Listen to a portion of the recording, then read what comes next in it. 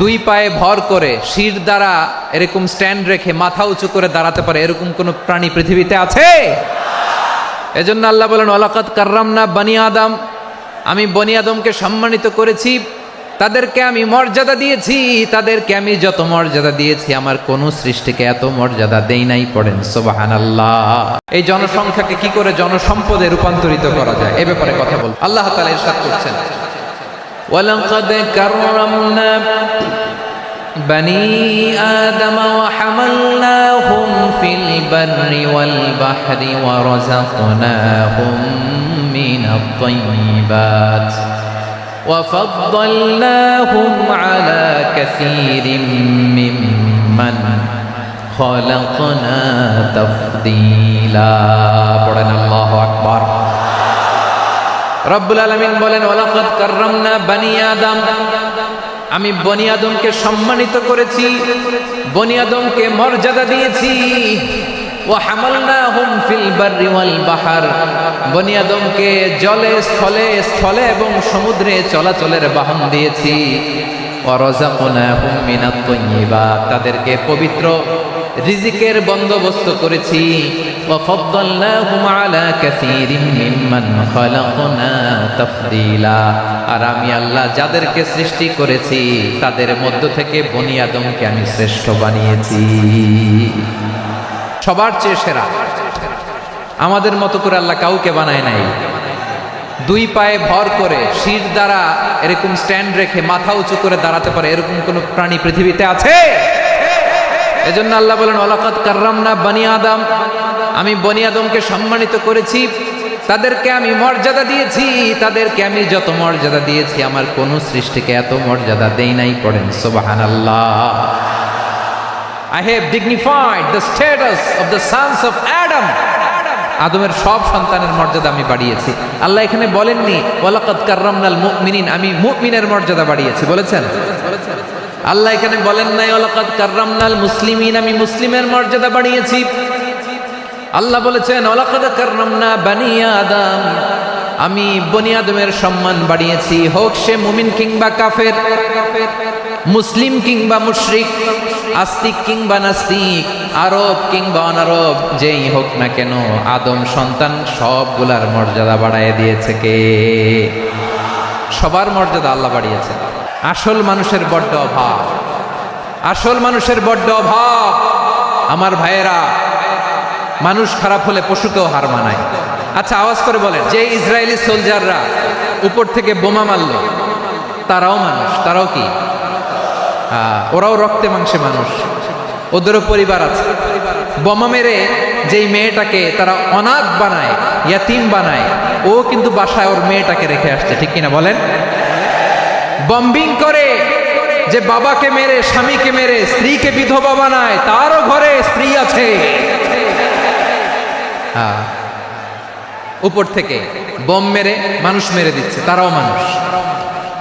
1945 সালের 6 August American সোলজাররা হিরোশিমায় bomb মেরেছে। আমি নিজে দেখে এসেছি জাপানের হিরোশিমাতে। সকাল 8:15 মানুষ কেউ অফিসে যাচ্ছিল, কেউ খেতে খামারে কাজ করতে যাচ্ছিল। লিটল বয় নামে একটা বোম মেরেছে তারা। এই বোমের আঘাতে, পারমাণবিক এই বোমার রেডিয়েশনে আঘাতে, বোম ব্লাস্ট হওয়ার পরে মুহূর্তের মধ্যে 1,40,000 নাই। উপর থেকে যারা মারতেছে এরাও মানুষ, যাদেরকে মারলো তারাও। তার মানে মানুষে মানুষে পার্থক্য আছে না? নেই, মানুষে মানুষে পার্থক্য আছে। নাক কান চোখ মুখ থাকলেই মানুষ নয়। বাড়ছে জনসংখ্যা, কমছে মানুষ, চিল্লায় বলো ঠিক কিনা? ভালো মানুষ যারা জগৎটাকে এনলাইটেন করবে, যারা সত্যের বীর সেনানী হয়ে দাঁড়াবে, যারা সত্যের পক্ষে কথা বলবে, যারা জালিমের মসনদকে ভেঙে খান খান করে দেবে, এরকম হওয়ার দরকার আছে না নাই? এরকম ভালো মানুষ আমরা হতে চাই কি চাই না? মানুষকে যত্ন নিলে মানুষ যে কত ভালো হয় আপনি কল্পনাও করতে পারবেন না। মানুষকে নার্চারিং করলে, মানুষকে পলিশ করলে, মানুষকে গ্রুমিং করলে, মানুষকে সঠিক তারবিয়া দিলে মানুষ অনন্য হয়ে ওঠে। প্রতিটি মানুষ অনন্য। আমি অনন্য, আপনি অনন্য, আমরা সবাই অনন্য। সুবহানাল্লাহ বলেন। মানুষকে আল্লাহ তাআলা দিয়েছেন অসীম ক্ষমতা। অসীম ক্ষমতা। সুবহানাল্লাহ। একটা মানুষ পারে না এমন কিছু নাই, বিশ্বাস করতে হবে। মানুষ যা কল্পনা করতে পারে ওইটা মানুষ করে দেখাতে পারে। তুমি তোমার কল্পনার রাজ্যকে সাজাও, তোমাকে হারাতে পারে এমন কোন শক্তি আল্লাহর জমিনে না। তোমার কি শক্তি, কি সম্ভাবনা তুমি জানোই না মিয়া। তুমি এদিকে তাকাও কেন? তোমার রাস্তা তো ওই দূরে। তুমি কোথায় যাবে, আল্লাহ তোমার টেনে কোথায় নিয়ে যাবে তুমি কিছুই জানো না। Plan big, dream big. কল্পনার শক্তিকে বড় করো। মানুষ যা কল্পনা করতে পারে মানুষ তা করে দেখাতে পারে। মানুষের কাছে অসাধ্য কিছু নাই, মৃত্যু ছাড়া, এক্সেপ্ট ডেথ। মৃত্যু ছাড়া মানুষ সবকিছুকে জয় করতে পারে। মানুষের শুরুটাই হয় বিজয় দিয়ে। হারার জন্য তোমার জন্মই হয় নাই, তুমি আসছোই জিতার জন্য। সুবহানাল্লাহ। আমরা যখন আমার পিতার পৃষ্ঠদেশে ছিলাম, পিতার পৃষ্ঠদেশ থেকে শুক্রাণু যখন মায়ের গর্ভদেশে যেয়ে পড়ে, কতটা শুক্রাণু ভ্রমণ শুরু করে জানো? 20 কোটি শুক্রাণু। একবার সিমেন্ট আউট হলে সেখানে 20 কোটি শুক্রাণু থাকে, ভ্রমণ শুরু করে। ওই 20 কোটি শুক্রাণুর মধ্যে থেকে তুমি আমি আজকে এক বিকশিত শুক্রাণু মানব রূপে পৃথিবীতে এসেছি। সুবহানাল্লাহ। ওই 20 কোটি শুক্রাণুর প্রতিযোগিতায় সবাইরে পেছনে ফেলে সেদিন আমি সফল হয়েছিলাম। সেদিন আমি বিজয়ী হয়েছিলাম।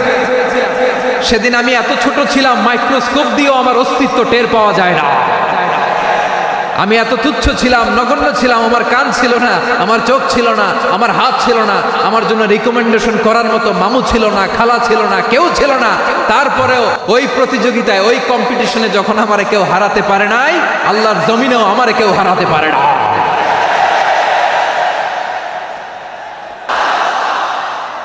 বিশ্বনবী বলেন, আন্নাসু মাআদিন কামাআদিনি যাহাবি ওয়াল ফিদ্দা খিয়ারুহুম ফিল জাহিলিয়াতি খিয়ারুহুম ফিল ইসলাম।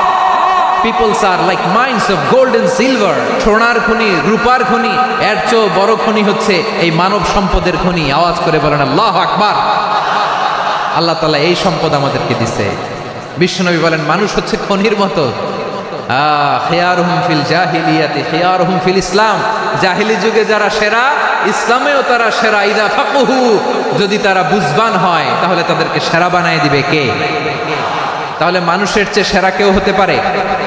মানুষের চেয়ে অনন্য কেউ হতে পারে? মানুষকে কেউ হারাতে পারে? আওয়াজ করে বলো, তোমাকে কেউ হারাতে পারবে? এই সাহস জাগছে আজকের আলোচনা থেকে। আমি তুমি অনন্য, আমাকে তোমাকে হারায়া দেওয়া এত সহজ না, ঠিক কিনা? একটা কথা জীবনের সাথে সেট করে নিতে হবে, আমি জিতি নয় শিখি, আমি কখনো হারি না। তাহলে বিশ্বনবী বললেন, নাসু মাআদিন, মানুষ হচ্ছে খনি। এই খনির যত্ন নিতে হবে। মা বাবা যারা এসেছেন, আপনার ছেলে মেয়ের যত্ন নেন। আপনার ছেলের মধ্যে যে কি পটেনশিয়াল আপনি জানেন না। আপনার এই ছোট্ট অবুজ ছেলেটাই আগামী দিনের শায়েখ আহমদুল্লাহ হবে। আপনার হেফজখানায় পড়া ওই ছোট্ট ছেলেটাই আগামী দিনের আল্লামা মামুনুল হক হবে। আপনার ওই ছেলেটা আমির হামজা হবে, আব্দুল হাই সাইফুল্লাহ হবে। এভাবে বড় বড় আলেম হবে, তারা যুগশ্রেষ্ঠ আলেম হবে। সেই একদিন এই বাংলাদেশের পার্লামেন্টে যে বক্তব্য দিয়ে যশোরের পক্ষে কথা বলবে। আপনি জানেন না, কাউকে ছোট করবেন না আপনি। ওর কনফিডেন্স আপনি কমাবেন না, আপনি কমাতে পারেন না। প্যান্ডেলে আমার যে মা বোনেরা আছেন, ছেলে মেয়েদেরকে কখনো ছোট করে কথা বলবেন না। ও যে কোথায় যাবে আপনি জানেন না। আপনি মা হয়ে তাকে সাহস দিবেন, তার কল্পনার জগৎটাকে সাজাতে তাকে উৎসাহিত করবেন, ঠিক কিনা বলেন? আর আমার প্যান্ডেলের আমার প্রিয় শ্রদ্ধাশীলা মায়েরা বোনেরা, আপনারা তো আরো দামি সম্পদ। আল্লাহ আল্লাহ আল্লাহ। বিশ্বনবীর কথার ওজন দেখেন, আর দুনিয়া কুল্লুহা মাতা ওয়া খায়রু মাতা'আদ দুনিয়াল মারআতুস সালিহা। বিশ্বনবী বলেন, দুনিয়ায় যা দেখো সব আল্লাহর দেওয়া অ্যাসেট, মানে সম্পদ। আর এত অ্যাসেটের ভিড়ে সবচাইতে শ্রেষ্ঠ সম্পদ হচ্ছে নেককার নারী। সুবহানাল্লাহ। এই মায়েদের পেটে এসেছে আল্লাহর ওলিরা। এই মায়েদের পেটে এসেছে খান জাহান আলী।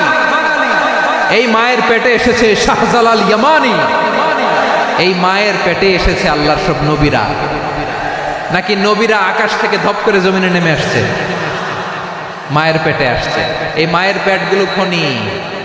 আমার সম্মানিতা মায়েরা বোনেরা, নিজেকে ইসলাম দিয়ে সাজান, নিজেকে পবিত্র রাখুন, নিজের আব্রু ইমান ইজ্জতের হেফাজত করুন, কোরআন পড়ুন, সুন্নাহ পড়ুন।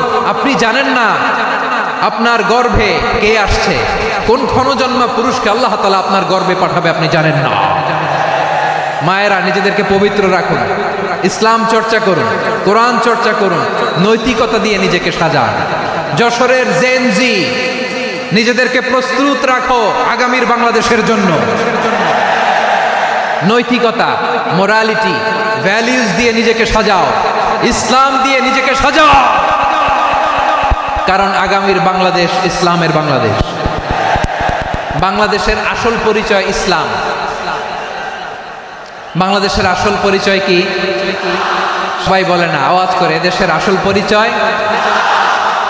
এদেশে আজান শুনে সূর্য ওঠে শহর গ্রামে, এদেশে আজান শুনে সূর্য ডুবে সন্ধ্যা নামে, এদেশে সকল কাজে সবাই বলে বিসমিল্লাহ, এদেশে ভালো কিছু দেখে শুনে হাসি মুখে সবাই বলে মাশা আল্লাহ, সুবহানাল্লাহ সুবহানাল্লাহ সুবহানাল্লাহ সুবহানাল্লাহ সুবহানাল্লাহ সুবহানাল্লাহ সুবহানাল্লাহ সুবহানাল্লাহ।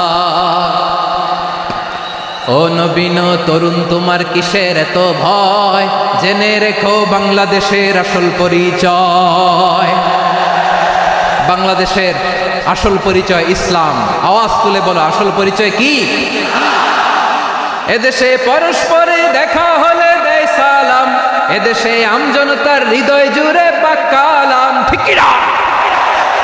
এদেশে বিপদ এলে সর্বজনে সর্বক্ষণে দোয়া পড়ে ইন্না লিল্লাহ সুবহানাল্লাহ সুবহানাল্লাহ সুবহানাল্লাহ সুবহানাল্লাহ। এদেশে আজান শুনে সূর্য ওঠে শহর গ্রামে, এদেশে আজান শুনে সূর্য ডুবে সন্ধ্যা নামে, এদেশে সকল কাজে সবাই বলে বিসমিল্লাহ, এদেশে ভালো কিছু দেখে শুনে হাসি মুখে সবাই বলে মাশা আল্লাহ সুবহানাল্লাহ। আওয়াজ করে সুবহানাল্লাহ সুবহানাল্লাহ সুবহানাল্লাহ সুবহানাল্লাহ। সবাই একসাথে সুবহানাল্লাহ সুবহানাল্লাহ সুবহানাল্লাহ সুবহানাল্লাহ। এদেশের আসল পরিচয় কি? আওয়াজ করে বলতে ভয় লাগে। এদেশের আসল পরিচয় কি? ইসলাম দিয়ে আমাদের সংসদ ভবন চলুক, আমরা চাই কি চাই না? বঙ্গভবনে লা ইলাহা ইল্লাল্লাহর পতাকা উড়ুক, আমরা চাই কি চাই না? প্রতিটি জেলা অফিসে, ডিসি অফিসে লা ইলাহার পতাকা ঝুলুক, আমরা চাই কি চাই না? মানুষকে যত্ন নিলে মানুষের মধ্যে যারা কি পটেনশিয়াল রেখেছে। আমি জাপানের দুইটা উদাহরণ দেই। জাপানের ভক্তরা, জাপানের ফলোয়াররা as a part of their celebration, তারা খেলার পরে পুরো স্টেডিয়ামের সব ময়লা আবর্জনা ক্লিন করে তারপরে বিদায় নিয়েছে। তাদেরকে কি ক্লিন করার দায়িত্ব দেওয়া হয়েছিল? তারা কি স্টেডিয়ামের পরিচ্ছন্নতা কর্মী? তাদের আকল, তাদের সিক্স সেন্স তাদেরকে বলেছে। ছোটবেলা থেকে জাপান গভর্নমেন্ট ওদেরকে এত পরিচ্ছন্নতা শেখায়, ক্লিনলিনেস অ্যাওয়ারনেস ক্যাম্পেইন করায়। ক্লাসে আমি দেখেছি, ক্লাসে নিজের বেঞ্চ নিজে মুছে, ক্লাসের মাঝখানে একটা সময় দেয়, নিজের টেবিল নিজে মুছে, নিজের ক্লাসরুমটা নিজে পরিষ্কার করে। রাস্তাঘাটে একটা ধুলা নাই, ময়লা নাই, একটা টিস্যু নাই। খেলার পরে গোটা বিশ্বকে তাক লাগিয়ে দিয়েছে। জাপানের ফ্যানরা সবার রেখে যাওয়া গার্বেজ, টিস্যু, বোতল পরিষ্কার করে তারপরে স্টেডিয়াম থেকে বিদায় নিয়েছে। আমরা কেন এমন হতে পারলাম না? জাপানের যারা এগুলো করছে ওদের তিনটা করে চোখ না? চোখ তো তিনটা জাপানো লাগলো, জাপানো লাগলো। হাত তো চারটা, কান তো ছয়টা। হ্যাঁ, নাকি আমার মতো দুই হাত দুই কানালা মানুষ? চোখে দেখলে ওটা মানুষ না। চিন্তা করছেন? তার মানে জাপানিজদেরকে যে গ্রুমিং করে শিখানোর মাধ্যমে পরিচ্ছন্ন বানানো গেছে, ওরা যেমনি মানুষ আমরাও মানুষ। আমাদের সন্তানদেরকে শেখালে তারাও পারবে। পারবে কিনা? দুই নম্বর উদাহরণ বলি। চট্টগ্রাম ফেনীতে যারা গিয়েছেন, মেঘনা গুমতি ব্রিজ প্রকল্প নাম শুনছেন? মেঘনা একটা ব্রিজ পার হওয়া লাগে। এই মেঘনা গুমতি, এখানে তিনটা ব্রিজ কাঁচপুর সহ, এই তিনটা ব্রিজের নির্মাণ কাজ, রেনোভেশনের কাজ দেয়া হয়েছিল জাপানের একটা কোম্পানিকে। কাকে? জাপানের কোম্পানির নির্মাণ শেষে 738 কোটি টাকা বেঁচে গেছিল, এটা গভর্নমেন্টের হাতে দিয়ে তারা বিদায় নিয়েছে।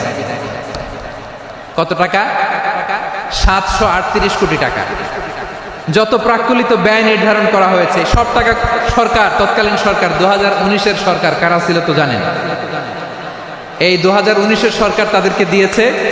তারা রিনোভেশন নির্মাণ শেষে 738 কোটি টাকা অতিরিক্ত বেঁচে গেছিল, এটা আবার গভর্নমেন্টের হাতে বুঝাই দিয়ে তারা বিদায় নিচ্ছে। আমরা কেন এমন হইতে পারলাম না? জাপানের ওরাও মানুষ, আমরাও মানুষ, তার মানে মানুষে মানুষে পার্থক্য আছে না নাই?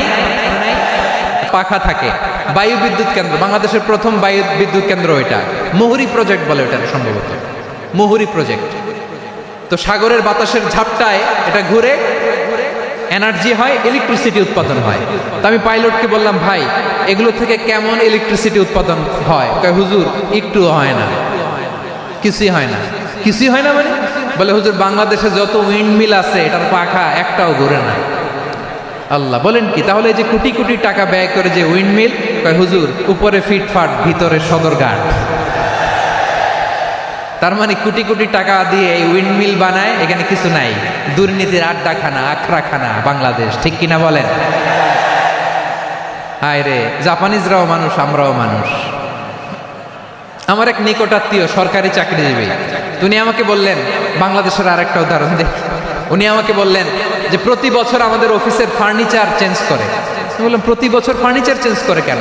বলে যে ফার্নিচার নতুন পারচেজ করলেই তো ওইখানে টাকা, নতুন কিনতে পারলেই টাকা, নতুন উন্নয়নের সবক শোনাতে পারলেই টাকা। প্রথম আলোর রিপোর্ট, কি আলো? প্রথম আলোর রিপোর্ট, গত 15 বছরে উন্নয়নের নামে লুটপাট হয়েছে প্রায় 3.25 লাখ কোটি টাকা। কার রিপোর্ট? আমাদের বানানো কথা। প্রথম আলোর রিপোর্ট। গত 15 বছরে কারা ছিল জানেন তো? হ্যাঁ, শুধু ওনাদেরকেই দোষ দিয়ে লাভ নাই। স্বাধীনতার পর থেকে শুধু শাসকের হাত বদল হয়েছে, আমরা কিছু পাই নাই, ঠিক কিনা বলেন? আমরা এরকম চাই না। জাপানের মানুষও মানুষ, আমরাও মানুষ। সিদ্ধান্ত আপনার, কোন মানুষ হবেন, ভালো মানুষ না খারাপ মানুষ? আসুন আমরা সিরাতের আয়নায় বিশ্বনবীর জীবনী থেকে দেখি তিনি কিভাবে হিউম্যান রিসোর্সকে ম্যানেজ করতেন। বিশ্বনবী, he was a very good talent hunter, চৌকস ট্যালেন্ট হান্টার ছিল। কার মধ্যে কি ট্যালেন্ট আছে দেখলেই বুঝে ফেলতেন। সুবহানাল্লাহ পড়বেন না? কি নবী আমরা পেয়েছি! He was a very good talent hunter. আমার নবী তিনি চৌকস ট্যালেন্ট হান্টার ছিলেন। কার মধ্যে কি প্রতিভা বের করতেন, ওই প্রতিভাকে ইসলামের কল্যাণে কাজে লাগাতেন। যাকে যেই জায়গায় সেট করলে ভালো হবে তাকে ওই জায়গায় সেট করতেন। কয়েকজন সাহাবীর জীবনী শোনাই।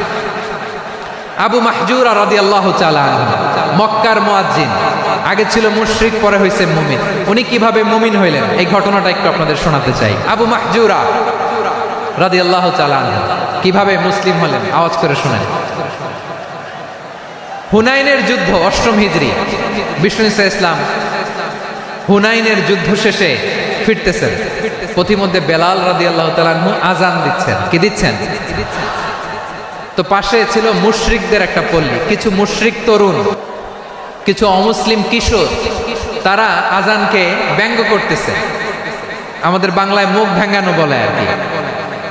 বেলাল রাদিয়াল্লাহু তাআলা আনহু আজান দিচ্ছেন, ওই বাচ্চাগুলো মুশরিক, তো ওরা আজানকে ব্যঙ্গ করতেছে, বিকৃতি করে ওরাও আজান দিচ্ছে। উদ্দেশ্য হচ্ছে আজানকে নিয়ে ঠাট্টা করা। উদ্দেশ্য কি? ঠাট্টা করা। ব্যাপারটা মনে কষ্ট পাওয়ার মতো ব্যাপার না? কিন্তু বিশ্বনবী ওইখানে দেখেন কি খুঁজলেন। বিশ্বনবী খেয়াল করলেন অমুসলিম কিশোরদের মধ্য থেকে একটা কিশোরের গলাটা বড় দরাজ গলা, কণ্ঠটা বড় সুন্দর। খেয়াল করে দেখলেন যে কিছু কিশোর বেলালের আজানকে ব্যঙ্গ করে, বিকৃতি করে, কিন্তু একজনের কণ্ঠ দেখতে পাচ্ছেন না এত দূরে, কিন্তু কণ্ঠটা বড় সুন্দর, দরাজ গলা। বিশ্বনবী সাহাবীদেরকে বললেন, ধরো এগুলারে, ধরো। সবগুলারে ধরে বিশ্বনবীর সামনে আনা হলো। ওরা হাঁটু গেড়ে বসলো। বিশ্বনবী বললেন, তোমাদের মধ্যে কে যেন ব্যঙ্গ করে আজান দিচ্ছিল, তার গলাটা বড় উঁচু, গলার বেসটা বড় মজবুত, মেলোডিয়াস, সুমধুর কণ্ঠ, কে? আবু মাহজুরা বলে, আমার বন্ধুরা সবাই আমার দিকে আঙ্গুল দেখায়। আমি পড়ে গেছি বিপদে। রাসূল সাল্লাল্লাহু আলাইহি ওয়াসাল্লাম বাকি অমুসলিম তরুণদেরকে ছেড়ে দিলেন, বললেন তোমরা যাও। এবার আবু মাহজুরারে পাইছে। আবু মাহজুরার চুলের মধ্যে হাত দিলেন বিশ্বনবী, মাথায় হাত দিয়ে বললেন এবার আজান দাও দেখি। আবু মাহজুরা বলে আমি তো আজান দিতে জানি না, কারণ আমি তো বেলালেরটা শুইনা দিছি, আমার তো মুখস্থ নাই, আমি তো আজান দিতে জানি না। বিশ্বনবী বললেন জানো না, তাহলে আসো আমি তোমারে শিখাই দেই। সুবহানাল্লাহ পড়েন। আবু মাহজুরা হাঁটু গেড়ে বসে বিশ্বনবীর মোবারক হাত আবু মাহজুরার চুলের মধ্যে। বিশ্বনবী আজানের মুআল্লিম আবু মাহজুরাকে বলতেছে ঠিক আছে তোমারে শিখাই দিচ্ছি, আমি যা যা বলবো আমার সাথে সাথে বলো, পারবা? আবু মাহজুরা বলে পারবো। বিশ্বনবী আজান দিচ্ছেন মাথায় হাত দিয়ে, আল্লাহু আকবার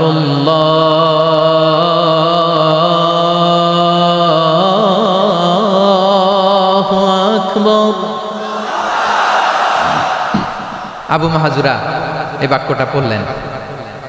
বিশ্বনবী দ্বিতীয় বাক্য পড়তে আরম্ভ করলেন, আল্লাহু আকবার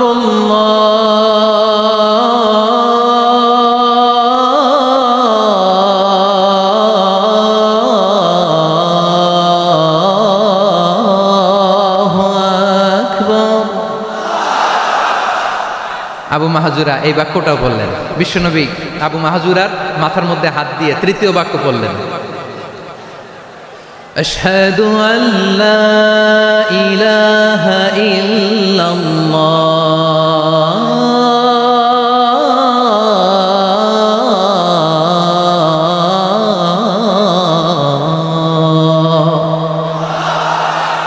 আবু মাহজুরা তৃতীয় বাক্য পড়লেন। বিশ্বনবী একটা বাক্য পরে আবু মাহজুরা পরে, বিশ্বনবী পরে আবু মাহজুরা পরে। আবু মাহজুরা কিন্তু অমুসলিম মুশরিক। আবু মাহজুরা বলে এক একটা বাক্য পড়ি আমার কলিজাটা গলে ঠান্ডা হয়ে যায়। এতদিন মোহাম্মদকে গালি দিতাম, এখন মোহাম্মদ আমার মাথায় যখন হাত রাখছে আমার সারা শরীর ঠান্ডা হয়ে গেছে। বিশ্বনবী আজান শিখাচ্ছেন, একটা একটা বাক্য পড়ে আবু মাহজুরাও পড়ে, বিশ্বনবী পড়ে আবু মাহজুরাও পড়ে।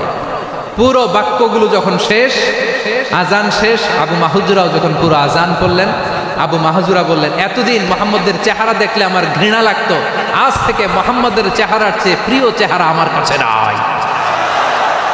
আবু মাহজুরা বললেন ও মুহাম্মদ, আজানের বাক্য তো আপনি আমারে শেখালেন, এখানেই শেষ করবেন না, আপনি আমারে পড়ায় দেন লা ইলাহা ইল্লাল্লাহ মুহাম্মাদুর রাসূলুল্লাহ সাল্লাল্লাহু আলাইহি ওয়াসাল্লাম।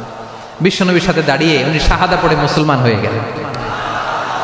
এবার আবু মাহজুরা বলে ইয়া রাসূলুল্লাহ ইয়া হাবিবাল্লাহ, আমি মুমিন হয়েছি, মুসলমান হয়েছি, আপনার কাছ থেকে আজান শিখার সৌভাগ্য আমি লাভ করেছি নবী।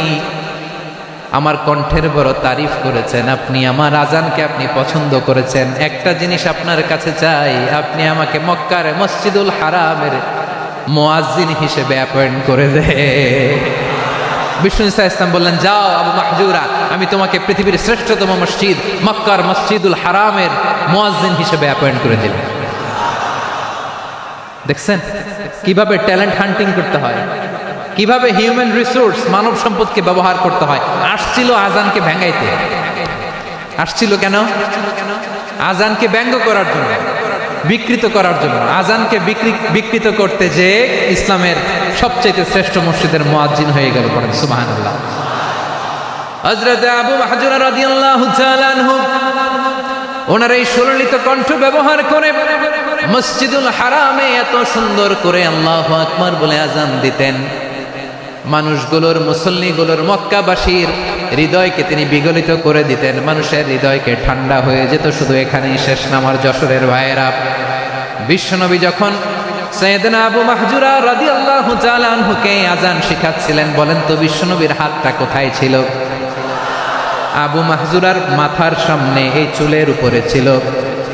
আবু মাহজুরা ওই স্মৃতিটাকে ধারণ করবার জন্য, ওই স্মৃতিকে বহন করার জন্য বিশ্বনবীর মোবারক হাত আবু মাহজুরার কপালের চুলের যেই জায়গায় লেগেছে, মৃত্যুর আগের দিন পর্যন্ত আবু মাহজুরা মাথার ওই চুলে কোনোদিন ছুরি আর কামার লাগায় নাই,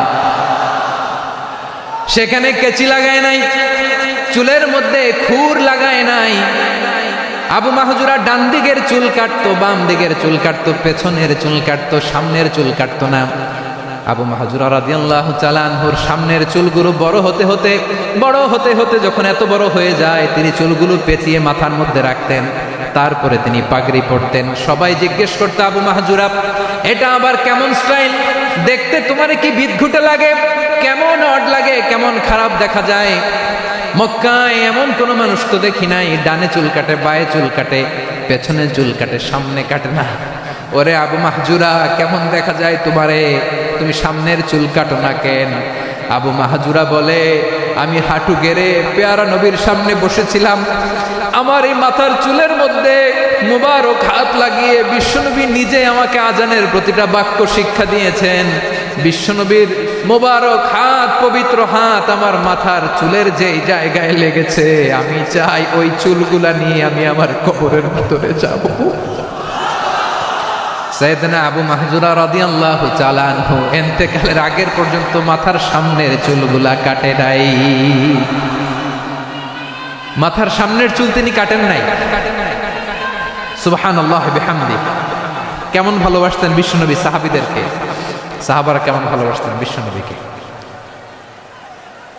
সামনের চুলগুলো বড় হতে হতে এত বড় ছিল, পেঁচিয়ে রেখে পাগড়ি করতেন, কাটতেন না। নবীর হাত লেগেছিল। সুবহানাল্লাহ পড়েন। তাহলে হোয়াট ইজ দ্য লেসন?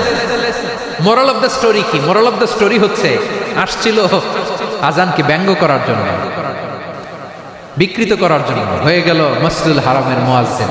দেখেন বিশ্বনবী একটা খারাপ সিচুয়েশনের মধ্যে থেকে কি ভালো জিনিস বের করে আনলেন। আমি যে শুরুতে বলেছি কিভাবে তিনি হিউম্যান রিসোর্সকে ডেভেলপ করেছেন, ম্যানেজ করেছেন।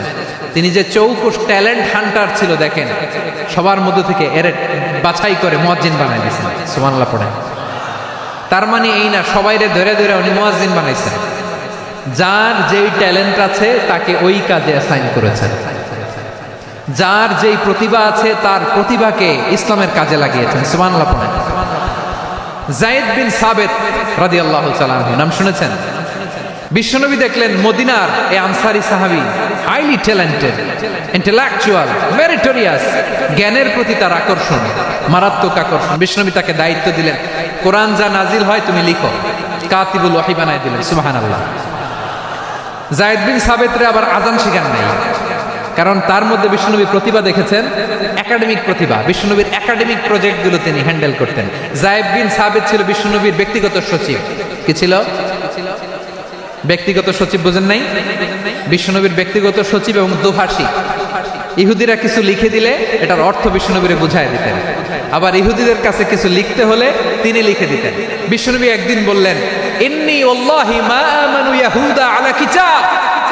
ইহুদিরা যে চিঠি পাঠায় অর্থ তো বুঝি না, আরেক ইহুদি আইনে অর্থ করা লাগে। আবার ইহুদিদের কাছে কিছু লিখে পাঠাইতে চাইলে আমরা তো লিখতে পারি না, ইহুদিরে দিয়ে লেখা লাগে। ওরা যে পয়রা শোনায় লিখে দেয়, আমি ওদের বিশ্বাস করি না। আমার নিজের একজন লোক দরকার। বিশ্বনবী এই যায়েদ বিন সাবিতকে চুজ করলেন ল্যাঙ্গুয়েজের জন্য।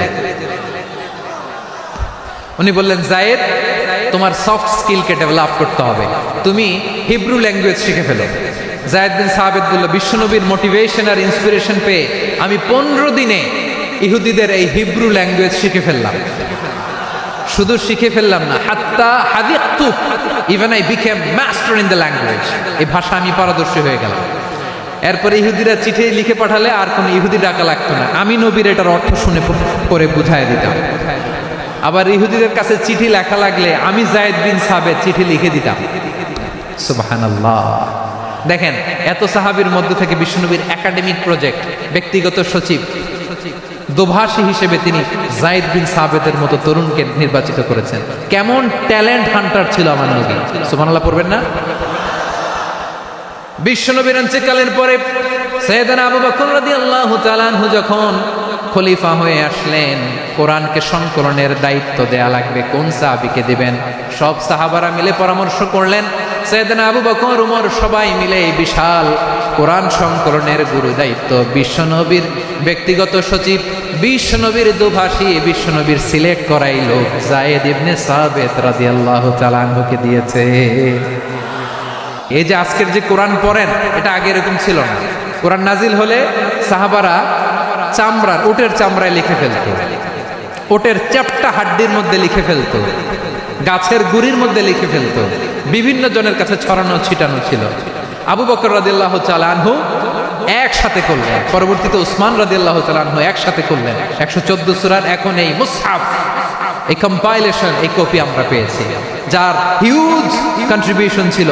এই পুরো কোরআন কম্পাইলেশনের প্রজেক্ট ম্যানেজার ছিল যায়েদ বিন সাবিত রাদিয়াল্লাহু তাআলা। কোরআন কম্পাইলেশনের প্রজেক্ট ম্যানেজার, দেখেন উনারে মাথায় হাত দিয়ে আজান শেখায় নাই, সুবহানাল্লাহ কইবেন না? তাহলে প্রথম সাহাবী আবু মাহজুরাকে মুয়াজ্জিন বানাইলেন, যায়েদ বিন সাবিতকে ব্যক্তিগত সচিব আর দোভাষী বানালেন, মুসআব ইবনে উমাইর রাদিয়াল্লাহু তাআলা আনহুকে ইসলামের প্রথম অ্যাম্বাসেডর বানালেন। কি নাম? He was the first ambassador in Islam, ইসলামের প্রথম ডিপ্লোম্যাট, ইসলামের প্রথম কূটনৈতিক মুসআব ইবনে উমাইর, মক্কার তরুণ যুবক। উনি পারফিউম লাগাইলে মানুষ দেখলেই বুঝতো এটা মুসআব লাগাইছে।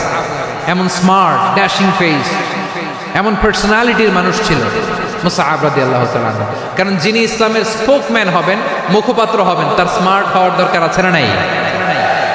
আকাবার প্রথম শপথ যখন হলো, তাদের সাথে বিষ্ণু ইসলাম মদিনাতে একজন মুখপাত্র পাঠালেন, ডিপ্লোম্যাটকে পাঠালেন, অ্যাম্বাসেডর অফ ইসলাম, তিনি হচ্ছেন মুসআব ইবনে উমাইর। পড়েন সুবহানাল্লাহ। জুমার বিধান নাজিল হয়েছে কিন্তু মক্কায় পরিবেশ নাই জুমা পালনের। বিষ্ণু ইসলাম একজনকে দিয়ে খবর পাঠালেন, যাও মদিনায় মুসাবকে যে বলো, মুসাব তো আমার শিক্ষক, আমার স্পোকম্যান, মদিনাতে যেন তারা জুমা কায়েম করে। বিশ্বনবীর আগেই মুসআব মদিনার মুসলিমদেরকে নিয়ে মদিনায় প্রথম জুমা কায়েম করে ফেলছে। কোন সুবহানাল্লাহ। ডিপ্লোম্যাটদের কেমন হইতে হয়, অ্যাম্বাসেডারের কেমন হইতে হয়, মুসআব রাদিয়াল্লাহু তাআলা আনহুর কাছ থেকে শিখে নাও। তাহলে মুসআব রাদিয়াল্লাহু তাআলা আনহুকে বিশ্বনবী ল্যাঙ্গুয়েজ শিখান নাই, সফট স্কিল শিখান নাই। যায়েদ রাদিয়াল্লাহু তিনি হিব্রু ল্যাঙ্গুয়েজ শিখেছেন, সুরিয়ানি শিখেছেন, কিন্তু মুসআবকে তিনি বানিয়েছেন the spokesman of Islam, the first diplomat, the ambassador of Islam. Abdullah ibn Abbas রাদিয়াল্লাহু তাআলা আনহু বিশ্বনবীর কাজিন, চাচাতো ভাই। আবার মাইমুনা রাদিয়াল্লাহু তাআলা আনহু, মাইমুনা নবীর স্ত্রী, তিনি ছিলেন আব্দুল্লাহর আপন খালা। তো নবীর বউ যদি ওনার খালা হয়, নবী তার কি খালু, তাহলে সম্পর্ক অনেক গভীর। কাজিন আবার খালু, ছোট্ট মানুষ, তাই রাতে মাঝে মাঝে ঘরে থাকতো। বিশ্বনবী দেখলেন আব্দুল্লাহ যেহেতু আমার ঘরে ঢুকতে পারে, আব্দুল্লাহরে এই উম্মতের বড় শিক্ষাবিদ বানাইতে হবে। তাই আব্দুল্লাহ ইবনে আব্বাসকে বিশ্বনবী হাতে কলমে শিক্ষা দিয়েছেন। তো বিশ্বনবী রাতে যখন তাহাজ্জুদ পড়তেন, ছোট্ট আব্দুল্লাহ ঘরে থাকতো, বুঝতে পেরেছেন? ছোট্ট মানুষ তো ঘরে থাকতো। তো বিশ্বনবী তাহাজ্জুদের জন্য একবার দাঁড়িয়েছেন, ছোট্ট আব্দুল্লাহ ওযু করে দাঁড়াইছে। আচ্ছা বলেন তো, ইমাম আর মুসল্লি মোট যদি দুইজন হয়, একজন ইমাম একজন মুসল্লি, তো মুসল্লি ইমামের কোন দিকে দাঁড়াবে? ডানে দাঁড়াবে। ছোট্ট আব্দুল্লাহ বুঝে নাই, বিশ্বনবী তাহাজ্জুদ শুরু করেছেন, উনি একতেদা করছেন আর দাঁড়াইছেন বায়ে। কোথায় দাঁড়িয়েছেন? আব্দুল্লাহ বলেন, যখন আমি বায়ে দাঁড়ালাম, আখাযা রাসূলুল্লাহ সাল্লাল্লাহু আলাইহি ওয়াসাল্লাম উযুনি আল ইউমনা ইয়াফতিলুহা, বিশ্বনবী নামাজরত অবস্থায় আমার কান ধরে টেনে আমার ডান দিকে এনে দাঁড় করায় দিলেন। পড়ে সুবহানাল্লাহ। দেখেন হাতে কলমে শিক্ষা। আর জীবনে ভুলাবে? কথা কয় না, আর ভুলাবে? আর ভুল হবে না। এভাবে বিশ্বনবীর অনেক সঙ্গ পেয়েছেন, সফর করেছেন, একই বাহনে বসেছেন, এক বাহনে বসে লম্বা নসিহত করেছেন। আব্দুল্লাহ, চাইতে হলে আল্লাহর কাছে চাও, সাহায্য চাইতে হলে আল্লাহর কাছে সাহায্য চাও। মনে রাখো, গোটা বিশ্বের সবাই যদি তোমার সাহায্য করতে চায়, ততটুকুই করতে পারবে যতটুকু আল্লাহ তোমার নসিবে রেখেছে। গোটা বিশ্ব যদি তোমার বিরুদ্ধে ষড়যন্ত্রে দাঁড়িয়ে যায়, ক্ষতি ততটুকু করতে পারবে যতটুকু তোমার জন্য বরাদ্দ আছে, এর বাইরে কিছু করতে পারবে না। আওয়াজ করে বলেন ঠিক কিনা? এভাবে হাতে কলমে শিখিয়েছেন, বিশ্বনবীর সঙ্গ পেয়েছেন। ওনাকে বিষ্ণু ইসলাম শিক্ষাবিদ, এডুকেটর অফ দিস উম্মাহ হিসেবে সিলেক্ট করেছেন, হাতে কলমে শিখিয়েছেন। বিশ্বনবী একবার প্রকৃতির ডাকে সাড়া দিয়ে এসেছেন। এখন কি করতে হবে? নামাজের জন্য অজু করতে হবে। বিশ্বনবী এসেই দেখেন অজুর বদনায় পানি ভরা, খুশি হয়ে গেলেন, বললেন কে রেখেছে পানি? একজন বলল আব্দুল্লাহ রেখেছে। বিশ্বনবী অত্যন্ত খুশি হলেন, খুশি হয়ে একটা দোয়া করলেন, বললেন আল্লাহুম্মা ফাক্কিহু ফিদ্দীন ওয়া আল্লিমহু তা'ওয়ীল। আল্লাহ, তুমি আব্দুল্লাহকে দ্বীনের বুঝ দিও আর কোরআনের তাফসির শিক্ষা দিও। বিশ্বনবীর এই দোয়া এমন লাগছে, উনি রাইসুল মুফাসসিরিন, এই পৃথিবীতে যত মুফাসসির ছিল, যত মুফাসসির আসবে, সকল মুফাসসিরের সম্রাট হিসেবে স্বীকৃত হয়েছেন। আব্দুল্লাহ ইবনে আব্বাস, বিশ্বনবী ওনারে আজান শিখান নাই, বিশ্বনবী ওনারে ল্যাঙ্গুয়েজ শিখান নাই, বিশ্বনবী ওনারে অ্যাম্বাসেডর বানান নাই, হাতে কলমে শিক্ষা দিয়েছেন। ছোট্ট মানুষ বিশ্বনবী ইন্তেকাল করলেন, আবু বকরের সময় গেল, ওমরে ফারুকের খেলাফত, তখনও তিনি তরুণ। ওমরে ফারুক রাদিয়াল্লাহু তাআলা আনহু ওনার ক্যাবিনেট মিনিস্ট্রির বৈঠকে এই আব্দুল্লাহ ইবনে আব্বাসকে পাশ দিয়ে বসায় রাখতেন। বয়স্ক সাহাবারা এটা পছন্দ করতো না, তারা বলতো ঘটনা কি, আব্দুল্লাহর মতো ছেলে নাতি আমাদের আছে, এরা কেন রাখে ওমরে ফারুক? ওমরে ফারুক এটা টের পেলেন, তিনি বুঝতে পারলেন যে ক্যাবিনেট মেম্বাররা এটা পছন্দ করে না, ছোট্ট আব্দুল্লাহরা কেন রাখি, কেন যে রাখি এটা একদিন বুঝাবো। একদিন মিটিংয়ে তিনি সবাইকে বললেন, ইদা জাআ নাসরুল্লাহি ওয়াল ফাতহ। এই আয়াত দ্বারা উদ্দেশ্য কি বলেন তো মুরব্বী সাহাবীরা? এক সাহাবী বলেন, এই সূরা দ্বারা উদ্দেশ্য, আল্লাহ বলেছেন আমাদেরকে বিভিন্ন ল্যান্ড, বিভিন্ন এলাকা বিজয় করতে হবে। ওমরে ফারুক বললেন না, হয়নি। আরেকজন বললেন, বিজয় হওয়ার পর আমাদের বেশি বেশি আল্লাহর বরত্বের ঘোষণা দিতে হবে, এটা উদ্দেশ্য। ওমরে ফারুক বললেন না, হয় নাই। যারা জিজ্ঞেস করেন কেউ পারে না। সব শেষে বিশ্বনবী ছোট্ট আব্দুল্লাহরে বলেন, আব্দুল্লাহ, ইদা জাআ নাসরুল্লাহি ওয়াল ফাতহ, এর দ্বারা উদ্দেশ্য কি বলো তো? ছোট্ট আব্দুল্লাহ বলেন, হুয়া আজালু রাসূলিল্লাহ। এই আয়াত দ্বারা বিশ্বনবীর বিদায়কে উদ্দেশ্য নেওয়া হয়েছে। ওমরে ফারুক বললেন, হাযা হুয়া, এটাই তো সঠিক উত্তর, এটাই সঠিক তাফসীর এই আয়াতের। কারণ ইদা জাআ নাসরুল্লাহি ওয়াল ফাতহ, যখন আল্লাহর সাহায্য আর বিজয় আসবে, ওয়া রাআইতান নাসা ইয়াদখুলুনা ফি দীনিল্লাহি আফওয়াজা, আপনি দেখবেন দলে দলে, ঢলে ঢলে, বানের পানির মতো মানুষ ইসলামের দিকে ঢুকতেছে, ইসলামের বিজয় হয়েছে। তো ইসলামের বিজয়ের মিশন নিয়ে নবী আসছে, বিজয়ী যখন হয়ে গেছে, এখন তো নবীর বিদায় হবে। কোন সাহাবী এই সূক্ষ্ম কথাটা ধরতে পারে নাই, ওই আব্দুল্লাহ ছাড়া। আব্দুল্লাহ যখন উত্তর দিছে, সব সাহাবীদের টনক নড়েছে। এরপর থেকে কোনো ক্যাবিনেট মিটিংয়ে আর কোনো সাহাবারা কোনো প্রশ্ন করে নাই, আওয়াজ করে পড়েন সুবহানাল্লাহ। বিশ্বনবী আব্দুল্লাহ ইবনে আব্বাসকে দ্য এডুকেটর অফ দ্য উম্মাহ, উম্মার শিক্ষাবিদ হিসেবে গ্রহণ করেছেন। আওয়াজ করে পড়তে হবে আল্লাহু আকবার। সাহাবীদের নামগুলো মনে থাকবে? এক নম্বরে আবু মাহজুরা, মুয়াজ্জিন বানাইছেন। যায়েদ ইবনে সাবিত, দোভাষী, ট্রান্সলেটর অফ প্রফেট, এবং তিনি ছিলেন বিশ্বনবীর ব্যক্তিগত সচিব। Musab ibn Umair, the first ambassador and diplomat of Islam. Abdullah ibn Abbas, এই উম্মার সবচেয়ে বড় এডুকেটর, শিক্ষাবিদ। আরেকজন ছিল আব্দুল্লাহ ইবনে মাসউদ রাদিয়াল্লাহু তাআলা। দুই আব্দুল্লাহ, আব্বাস গেল, আরেকজন হচ্ছে মাসউদ। মক্কার তরুণ, ছাগল পালতো মুশরিকের। বিশ্বনবী আর আবু বকর রাদিয়াল্লাহু তাআলা আনহু একবার গেলেন, যে দেখে এই তরুণ দাঁড়ায় আছে। বিশ্বনবী বলেন, আমি খুব ক্ষুধার্ত, তোমার কাছে কি দুধ আছে ছাগলের? আব্দুল্লাহ আছে, ওয়ালাকিন আনা মু'তামান, যে দুধ আছে এটা আমানতের, আমি দিতে পারবো না। বিশ্বনবী এইটা শুনেই তারা টার্গেট করে ফেলছে। আনা মু'তামান, দুধ আছে কিন্তু এটা আমার মালিকের, আমি তো দরদ দেখাই, আমার মালিকের দুধ আপনি পথিক, আপনারা দিতে পারি না। বিশ্বনবী টার্গেট করে ফেলছেন, এরে আমার কাজে লাগাইতে হবে। বিশ্বনবী বললেন, আচ্ছা ঠিক আছে, দুধ দিও না, কিন্তু এমন ছাগি আছে কিনা যেই ছাগির সাথে কোনো ছাগলের মিলন হয় নাই, তার ওলানে দুধও আসে নাই, বাচ্চাও নাই, এরকম ছাগির থেকে যদি আমি দুধ খাই তাহলে তো সমস্যা নাই। বলতেছে, এরকম ছাগির থেকে দুধ খাইলে সমস্যা নাই, কারণ এরকম ছাগির ওলান থেকে দুধ আসবেও না। বলতেছে, ঠিক আছে, এরকম একটা ছাগি নিয়ে আস। নিয়ে আসা হলো। বিশ্বনবী বিসমিল্লাহ বলে ওই ছাগির ওলানে হাত দিলেন। হাত দিতে দেরি, পুরো ওলানটা দুধে ভরে যেতে দেরি হয় না। বিশ্বনবী আর আবু বকর রাদিয়াল্লাহু তাআলা দহন করে পেট ভরে খেলেন।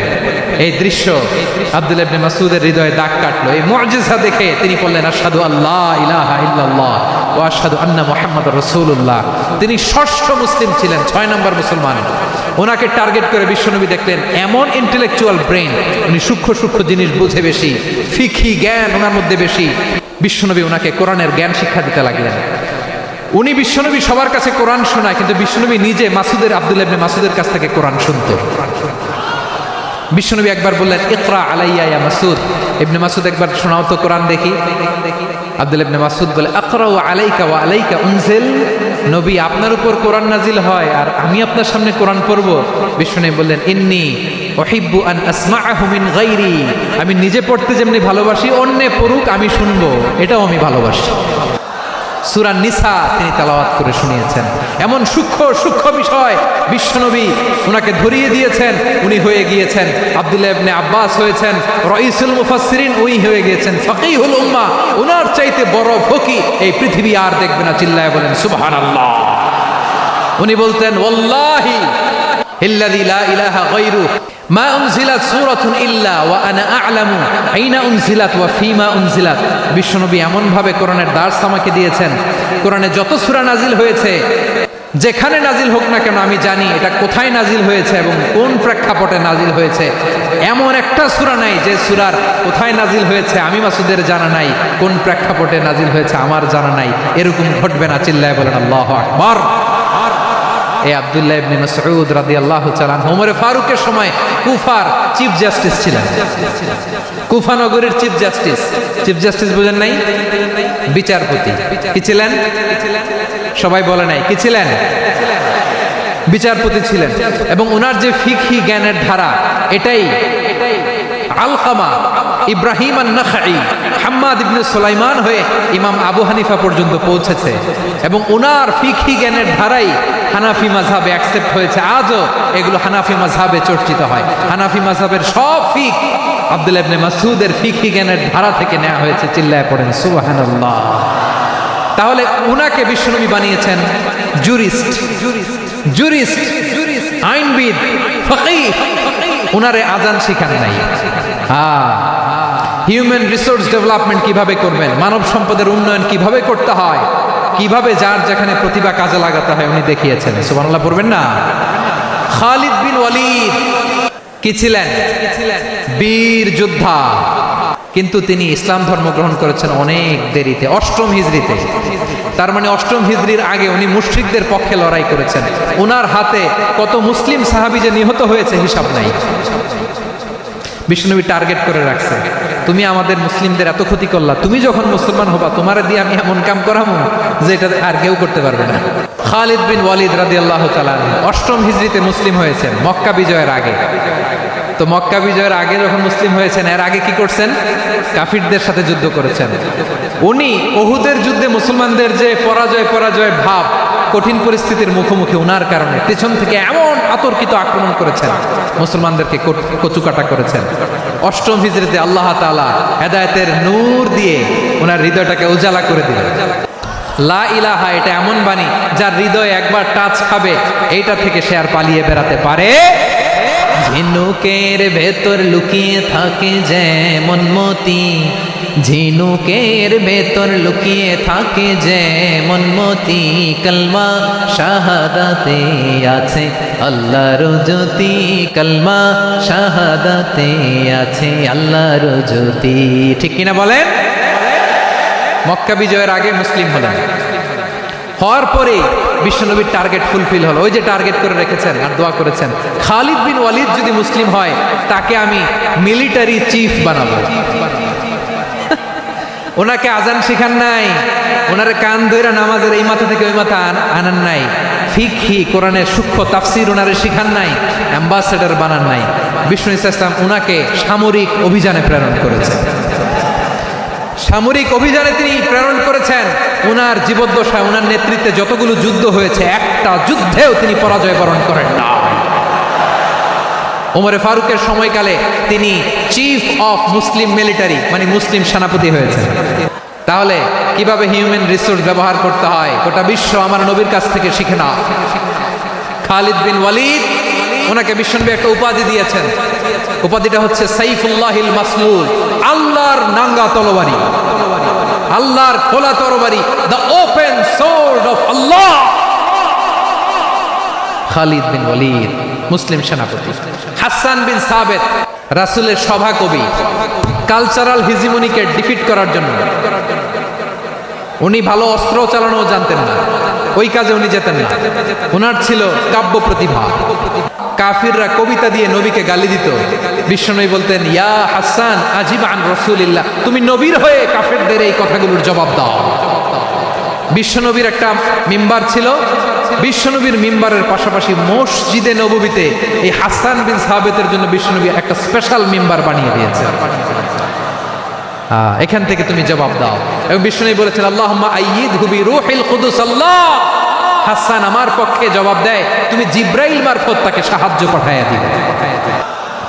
রাসূল সাল্লাল্লাহু আলাইহি ওয়াসাল্লামের সভা কবি, the poet of the prophet, নবীর কবি, উনি কবিতা দিয়ে এমন উচ্চাঙ্গের ভাষায় কবিতা দিয়ে তিনি জবাব দিতেন, কাফিরদের গা শিহরে যেত, তাদের হৃদয়ে আগুন ধরে যেত। তাহলে এরকম কবিরও দরকার আছে না নাই? এখন যাকে আল্লাহ দিছে কাব্য প্রতিভা, এরা যদি আপনি যুদ্ধের ময়দানে পাঠান হবে? যারে দিছে সুরেলা গলা, এরা যদি অ্যাম্বাসেডর বানান হবে না। হাসান বিন সাবিত ছিলেন বিষ্ণু সাল্লাল্লাহু আলাইহি ওয়াসাল্লামের কবি। হুযায়ফা ইবনুল ইয়ামান বিশ্বনবীর গোয়েন্দা বিভাগের প্রধান। কিসের প্রধান? হুযায়ফা ইবনুল ইয়ামান, ওনার ছিল ডিটেকটিভ মাইন্ড, ডিটেকটিভ মাইন্ড, গোয়েন্দা বিভাগের প্রধান। এবং উনি হচ্ছেন সাহিবু সিররি রাসূলিল্লাহ, রাসূল সাল্লাল্লাহু আলাইহি ওয়াসাল্লামের গোপন তথ্যের ধারক বাহক। নবীর যেই কথা কেউ জানে না, সব হুযায়ফার পেটের ভিতরে ছিল। সুবহানাল্লাহ পড়েন। মদিনার যত ইহুদিদের একটা লিস্ট ছিল, এই লিস্ট শুধু দুইজন জানতো, বিশ্বনবী আর হুযায়ফা। গোয়েন্দা বিভাগের হেড ছিল। খন্দকের যুদ্ধে প্রচন্ড আজকের মতো শৈত্য প্রবাহ, মাটি খনন করতে করতে সাহাবীদের পেটে ক্ষুধা নাই, দাঁড়াইতে পারে না নামাজের জন্য, এত ক্লান্ত, ক্ষুধা, ক্লান্ত, শ্রান্ত। বিশ্বনবী বললেন, কে আছো? এই কঠিন শীত, এই ভয় আর ক্ষুধার মধ্যেও খন্দকের পরীক্ষার টপকে শত্রু শিবিরে যে আমাকে তথ্য দিবা, কে আছো? কারো গায়ে শক্তিই নাই যে দাঁড়াবে, কেউ দাঁড়ায় না। বিশ্বনবী তখন নিজে হুযায়ফাকে ডাক দিলেন, হুযায়ফা, যে আমাকে আজকে শত্রু শিবিরের তথ্য এনে দিবে, সে জান্নাতে আমার মোরাফাকে আমার সঙ্গী হবে। হুযায়ফা রাদিয়াল্লাহু ইবনুল ইয়ামান জীবনের ঝুঁকি নিয়ে এই ক্ষুধা, শৈত্য প্রবাহ, কোল্ড ওয়েভসকে উপেক্ষা করে পরীক্ষা টপকে শত্রু শিবিরে যে সবার কথাগুলো চুপে চুপে শুনে বিশ্বনবীর দরবারে এসে গোয়েন্দাদের মতো তথ্য সরবরাহ করেছে। বিশ্বনবীর গোয়েন্দা বিভাগের প্রধান হুযায়ফা ইবনুল ইয়ামান ইন্টেলিজেন্স বিভাগ চালাতেন। মুনাফিকদের নাম ওনার কাছে ছিল। মুআয ইবনে জাবাল মদিনা রাষ্ট্রের সবচেয়ে সিনিয়র আমলা ছিলেন। আমলাতন্ত্র চিনেন তো? প্রশাসনিক কাজ যারা চালায়, অ্যাডমিনিস্ট্রেশন বুঝেন না?